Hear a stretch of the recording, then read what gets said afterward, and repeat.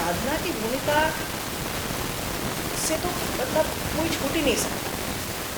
गुरु की भूमिका, विद्यार्थी की भूमिका के साथ साथ साधना ये अति आवश्यक एक मतलब पायदान कहना गलत है उसको।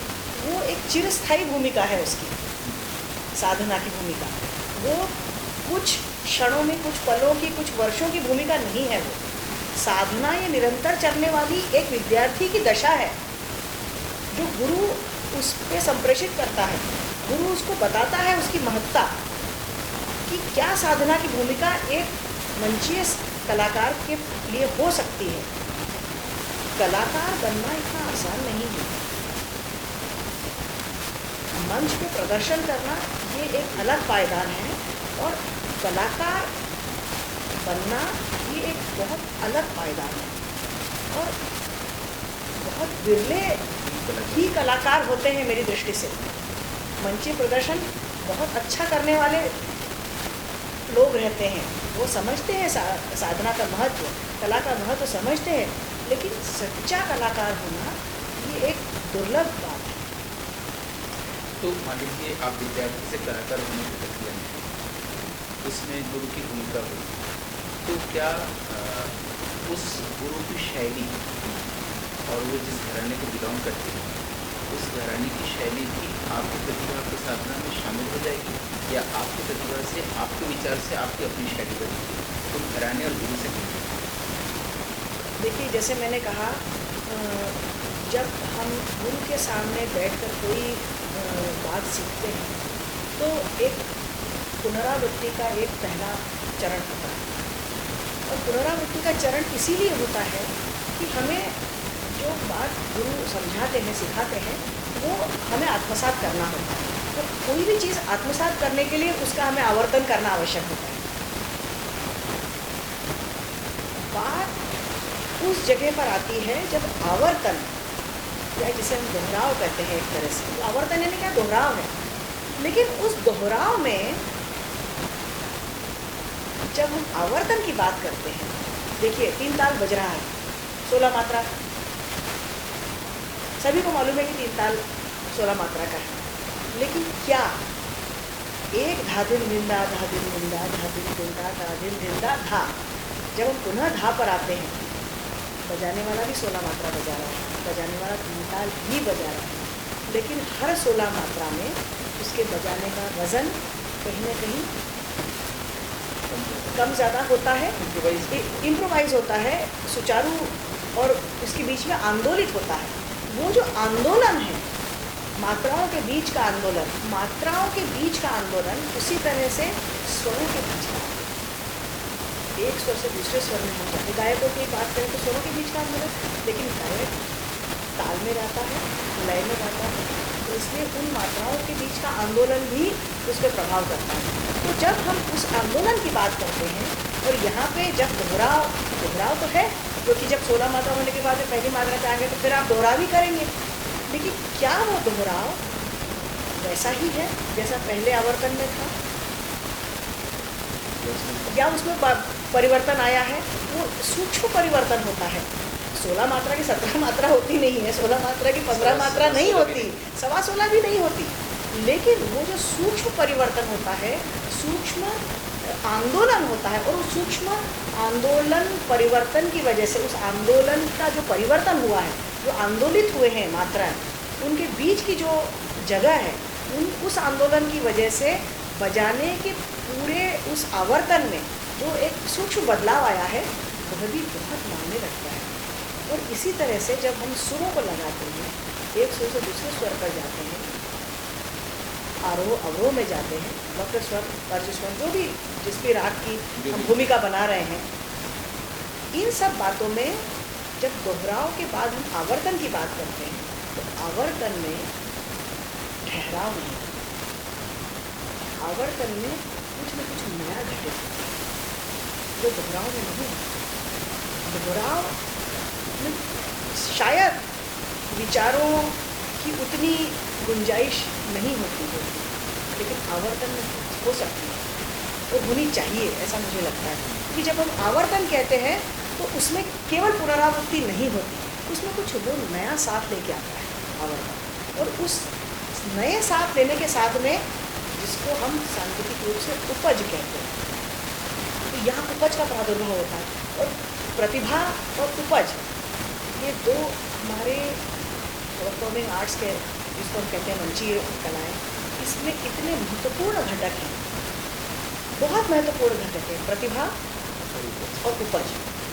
उपज के साथ गाना बजाना अत्यंत कठिन था, और ये केवल अनुभव से आता है, जिसकी मैंने भाषा दी, जिसके लिए आवश्यक। सवाल और साफ हो गया कि एक गुरु आपको तैयार कर रहा है, आपको पहले प्रेरित कर रहा है और आपकी प्रतिभा को प्रेरित कर रहा है। तो जब आप गाने लगी और आप कलाकार हो गए, तो गुरु के ही शिल्प वैशिष्ट में आप तैयार हुए, तो एक दूसरा गुरु ही आ गया, उसने अपने आप का ही एक व्यक्ति का तैयार कर दिया, उससे आप कितना भिन्न हो गए? नहीं, भिन्नता भी रहती है? नहीं, देखिए, गुरु, जहाँ तक मैं अपनी बात कहूँगी, मुझे नहीं मालूम, मैं दूसरे गुरुओं के बारे में, उनके शिष्यों के बारे में यहाँ कुछ भी बात करना इसलिए उचित नहीं मानती क्योंकि वो मेरा अनुभव नहीं है। मैं अपने अनुभव के बारे में बात बताऊँ कि मेरे गुरु ने कभी भी रेप्लिका के बारे में विचार नहीं किया, कभी भी नहीं, ना कभी सिखाते हुए, ना उनके विचारों में या ना उनके कृतित्व में, कभी भी नहीं। क्या उन्होंने हमें ऐसा नहीं कहा कि मैं एक बंदिश का मुखड़ा ले रहा हूँ, तुम वैसा ना गाओ? ऐसा भी नहीं। स्वाभाविक है, जैसे मैं वापस अपनी उस बात को वापस दोहराना चाहती हूँ कि दोहराव और उसके आगे की कड़ी, मतलब आवर्तन, ये आवश्यक है। जब हम किसी से कुछ सीखते हैं तो दोहराव और आवर्तन एक के बाद चलता रहता है, और वो आंदोलन बहुत आवश्यक है। गुरु ने हमें जब सिखाया, कुमार जी ने, तब आवर्तन की पायदान से आगे जाने के लिए उन्होंने हमें प्रेरित किया, और कभी भी उन्होंने हमसे ये नहीं कहा कि जो मैंने बता दिया बस वही अंतिम सत्य है। उन्होंने स्वाभाविक रूप से हमें बंदिश सिखाई, राग रूप सिखाया, राग रूप के हमें रास्ते बताए कि भाई इस रास्ते से जाया जा सकता है, उस रास्ते से भी जा सकते हैं, इसका ये भी मार्ग हो सकता है, इसको ऐसे भी देख सकते हैं, इसको ऐसे भी देख सकते हैं। लेकिन एक कोई फिक्स फार्मूला उन्होंने कभी इस तरह से नहीं बनाया या नहीं बताया हमें कि भाई फला कल्याण राग गाना है, बिहाग राग गाना है, या बागेश्वरी आपको गानी है, तो आप ऐसे ही आरूढ़ होगा, ऐसे ही, ऐसा नहीं होता। और नहीं कभी उन्होंने कहा। ये एक उसका रूप है, इस रूप में आपको जिस तरह से अपनी बंदिश बनाना है, जिस तरह से आपका मार्ग चुनना है, आप चुनिए। तो यहाँ उसी घराने को फॉलो करने की जहाँ तक बात आती है, मैं घरानों की फॉलोअर इस शब्द के बजाय मैं विचारों के अनुगामी होना ज़्यादा यहाँ मानती हूँ। मैं विचारों के अनुगामी हूँ, निश्चित रूप से उस गायकी के अनुगामी हूँ जो मैंने अपने गुरु से सीखी है। लेकिन जब हम किसी घराने की बात करते हैं तो उसमें बहुत कुछ बातें शायद एक फिक्स फॉर्मेट के अंतर्गत आ सकती हैं। जब हम विचारों की बात करते हैं तो उसमें ज़्यादा खुलापन संभावित है, और बल्कि होना चाहिए उस तरह से। तो इसलिए ये खुली छूट उस शिष्य के लिए भी नहीं है, जहाँ तक मेरे गुरु का प्रश्न है, कि भाई ये रॉ मटेरियल है, ये सारी चीज़ें हैं, आपको जिस तरह से, जिस वातावरण को देखते हुए, जिस उस मतलब माहौल को देखते हुए, उस मौजूद समय को देखते हुए आपको जिस तरह से रचना करनी है उस दिन के लिए, वो आप करने के लिए स्वतंत्र हैं, बशर्ते वो उस शास्त्र को नहीं पाए। शास्त्र के अंतर्गत रहकर हम क्या क्या कर सकते हैं, बहुत बड़ा विश्व है। ज़रूरी नहीं है कि कोई नई चीज़ करना मतलब पुरानी चीज़ को तोड़ मरोड़ के फेंक देना। यदि शास्त्र भी फॉलो होता है, बिल्कुल, उनकी सीख भी फॉलो होती है, और आपका अपना विचार भी उसमें इंट्रोड्यूस होता है, होना चाहिए। प्रयत्न ये है कि वो होना चाहिए, और ये चीज़ें तय करके नहीं है। सबसे बड़ी मज़े की बात ये है कि मैं आज तय करूँ कि भाई कल मैं कुछ अलग ही तीसरा कुछ करूँगी, ज़रूरी नहीं कि मैं आज तय करूँ कल हो जाए। वो स्वयं स्फूर्त होता है, क्योंकि वो करते करते आने वाली चीज़ है। यहाँ फिर अनुभव की बात आती है कि अनुभव और अनुभव के साथ में उस दिन की आपकी शरीर रचना, उस दिन का वातावरण, उस दिन के आपके संगत का, उस दिन का माहौल, उस दिन के आपके बजने वाले तानपुरे, उनसे निकलने वाली ध्वनियाँ, उनसे निकलने वाले स्वर, इन सब का आपके मानस पर बिल्कुल अंतर और बाहर दोनों का एटमॉस्फेयर मिलकर एक पोषक या अपोषक किसी भी तरह का माहौल खड़ा कर सकता है, जिसमें आपका अनुभव, आपकी साधना, ये सब मिलके कुछ नया बन सकता है। और ये रोज़ तय करके होने वाली चीज़ नहीं है, क्योंकि वो रोज़ बदलता रहता है। पहले से एंटिसिपेट किसी कर नहीं कर सकता। ये बात सही है कि हम एक अनुभव के कारण हम तय करते हैं कि भाई हमें ये राग गाना है, ये बंदिश गानी है, और हम इसमें की 2-3 चीज़ें नहीं बोलो तो भी 2-4 चीज़ें कुछ हमें इस तरह से पेश करनी है, ये हम विचार करते हैं। लेकिन किस राह हम चलेंगे, हो सकता है ऐसे कई बार मैंने मेरे अनुभव महफिलों के अनुभव के साथ बता दी, बहुत कुछ विचार करके जाती हूँ, आज ये होना, ये होना, ये होना। ज़रूरी नहीं कि जो मैंने सोचा 100% पैसा हो ही जाएगा, कि नहीं होता। परंतु कई बार 30-40-50% की चीज़ हो जाती है, कई बार 60% भी हो जाती है, कई बार 80% भी हो जाती है, कई बार 40% ही रह जाती है। तो बाद में कभी विचार आता है कि भाई ऐसा क्यों हुआ, अच्छा क्यों हुआ या बुरा क्यों हुआ, या हम जितना चाहते थे उतना क्यों नहीं हुआ। ये भी विचार हम लोग करते हैं। एनालिसिस तो होना ही चाहिए। तो ये एनालिसिस करने की भी एक सीख हमें दी जाती है अपने गुरु के सामने जब हम बैठ के सीखते हैं, कि हमें अपनी चीज़ को एनालाइज करते आना चाहिए कि हमने आज क्या किया, क्या नहीं किया, क्या रह गया। जो अमीषा कुमार जी कहते थे कि आज प्रोग्राम करके आने के बाद में या करते समय भी एक असेसमेंट अपना खुद को अपने को करके आना चाहिए कि मैं कितना पेश आज कर पा रही हूँ या नहीं कर पा रही हूँ, क्यों नहीं हो रहा। या बाद में कम से कम असेसमेंट करते आना चाहिए कि आज हमने क्या दिया हमारे श्रोताओं को, क्या हम जितना सोच के आए थे उतना हम दे सके, या नहीं दे सके तो क्यों नहीं दे सके, क्या रह गया। ये भी एक विचार प्रक्रिया का एक बात हो सकती है।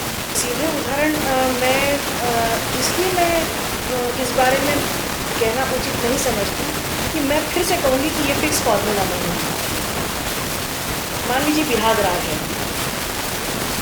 बिहाग राग ग्वालियर घराने में जिस तरह से गाया जाता है, जैसे वसुंधरा जी ने मुझे सिखाया है, मैंने कुमार जी की बंदिशें सुनी हैं, उनको गाते हुए सुना है, उनके साथ गाया है, या उनके सामने बैठ के सीखा है, जो भी है वो भी मेरे पास कहीं ना कहीं मानस में निश्चित रूप से है। जो मुझे वसुंधरा जी ने सिखाया वो भी मेरे मानस में निश्चित रूप से है। आज मेरे पास जो लिखा हुआ संगीत वो भी मेरे पास है, और जब मैं उस बात को लेकर विचार करती हूँ, रियाज करती हूँ, साधना करती हूँ, वो भी एक मेरे पास चीज़ है। लेकिन जब मैं मंच पर जाती हूँ तो इन तीनों चारों चीज़ का आज कौन सा भाग उभर के आएगा, ये मैं आज अभी नहीं कह सकती। ये बहुत कुछ उस समय घटित होता है। मैंने जैसे कहा कि अपने आप होता है, वो लय की वजह से होता है, जो ठेका दे रहा है उस व्यक्ति की वजह से होता है, वो किस लय में आपको आज आपके साथ जा रहा है, ये बहुत कुछ निमित्त कुछ भी हो सकता है। कृपा कर, केवल कृपा भी नहीं कहूँगी मैं, कुछ अर्थों में निश्चित रूप से कृपा होती है, कुछ अर्थों में संगत का प्रभाव रहता है, कुछ अर्थों में आपकी साधना और आपके विचारों का सम्मिश्रण होता है। तो वो एक फिक्स फार्मूला नहीं हम कह सकते, पर हाँ ये ज़रूर है कि अंततः आप वही करते हैं जो आपको सदगत है ना। वो तो बोलते स्वाभाविक बात है, आप वही करेंगे जो आपको अच्छा लग रहा है, आपकी प्रकृति के अनुसार। आपकी प्रकृति के अनुसार। कुमार जी की प्रकृति में यदि चौगुनी तान लेना उनकी प्रकृति थी, हो सकता है वो मेरी प्रकृति नहीं है, तो मैं क्यों लूँ, वो मेरा that's not my cup of T. अंततः व्यक्ति अपने दायरे को देखकर ही प्रस्तुति देता है। लेकिन ग्वालियर घराने से कुमार जी से डिस्टिंग्विश्ड हुए बिल्कुल अपनी प्रतिभा के कारण। बराबर। क्या आपको ऐसा लगता है कि आप अपने आप को और अलग कर सकती हैं, डिस्टिंग्विश कर सकती हैं इनसे? विचारपूर्वक संगीत पेश करती हैं, ये निश्चित रूप से मैं कह सकती हूँ। जैसे आप लोगों से मैं सुनता हूँ कि कोई चंचल प्रकृति का राग है, जैसे सोनी, कोई शांत प्रकृति का राग है या गंभीर जैसे रहता है, तो आप लोगों के साथ क्या होता है कि आप लोगों की प्रकृति में मान लीजिए चंचल प्रकृति का व्यक्ति है, वो अगर गंभीर प्रकृति का राग गाना चाहेगा या कोई बहुत शांत प्रकृति का व्यक्ति है, वो तो शायद चंचल प्रकृति के राग में चलेगा, तो उसका अपना स्वभाव और या उसकी अपनी प्रकृति राग की प्रकृति में व्यवधान नहीं लगती हो, ऐसा श्रोता के नाते मेरा थोड़ा सा विचार इसमें अलग है। वो इसलिए अलग है क्योंकि रागों की प्रकृति हम तय करते हैं। दरबारी राग तुम्हारे ने कहा है कि सामान्य रूप से बहुत धीर गंभीर और बड़ा मतलब विस्तृत और ऐसा उसका जो एक गाना बाना बुना गया है, उसको छोड़कर दरबारी राग में इतनी सुंदर चंचल बंदिशें हैं कि वो यहाँ उस व्यक्ति की प्रकृति के बजाय उस राग में बनी हुई बंदिशों की प्रकृति हम समझ लें तो ही बात अलग हो जाती है। कुमार जी का बनाया हुआ राग है बिहड़ भैरव। अब उसका जो बड़ा ख्याल है, उसके शब्द है ये हो रे शाम, भूली गयो ब्रजधाम। बड़ा ख्याल, ये हो रे शाम, भूली गयो ब्रजधाम। तो बहुत गंभीर बड़ा ख्याल है एक तरह से, मतलब भाव की दृष्टि से देखा जाए तो। याद करे तोरे सखारे, इस तरह से मतलब है। और उसका जो द्रुत है वो बना बनी आयो, बिल्कुल उलट है उसके। बना बनी आयो मेरो आज, बना बनी आयो मेरो आज, बाजी बजई या घर मेरो बना बनी। विवाह का वर्णन है यहाँ तो बड़ा ख्याल कह रहा है कि ये हो रे शाम, ये हो रे शाम, शाम। बहुत शांत और गंभीर स्वरूप उसके बड़े ख्याल में आपको नजर आता है उसी राग का। और जब हम द्रुत की ओर जाते हैं, इसलिए नहीं कि वो द्रुत है इसलिए वो उसका चंचल स्वरूप आया, उस बंदिश का कहना उन स्वरों, उन्हीं स्वरों को, उसी राग के स्वरों को किस तरह से हैंडल किया जाए, तो अंततः बात कहाँ आती है। यानी बंदिश में जो रस है वो ज़्यादा महत्वपूर्ण है। बंदिश का रस मतलब राग का रस, राग रूप का रस, उन स्वरों का रस। तो अंततः उन राग रूप, उस राग रूप को, उस बंदिश को आप किस तरह से हैंडल करते हैं, इसके ऊपर निर्भर करता है। आपकी व्यक्तिगत प्रकृति का यहाँ कोई संबंध नहीं है, एक तरह से देखा जाए, एक तरह से देखा जाए। आप उसको यदि गंभीर बनाना चाहें तो बनाइए। द्रुत बंदिश जो उड़ती हुई बंदिश है, जो चंचलता की ओर इशारा कर रही है, आप चाहें तो उसको गंभीर बना लीजिए, बहुत गंभीर चेहरे से गा के, ये भी हो सकता है। लेकिन जहाँ तक प्रश्न है, हर राग अलग अलग भावों को, अलग अलग रसों को लेकर बहुत गहरा उसमें सार है, और वो अंततः हम उसको किस तरह से पेश करते हैं, इसके ऊपर सारी बात निर्भर है। तो इस बातचीत से मैं बहुत कृतज्ञ हूँ। मेरा ग्रेटिट्यूड है।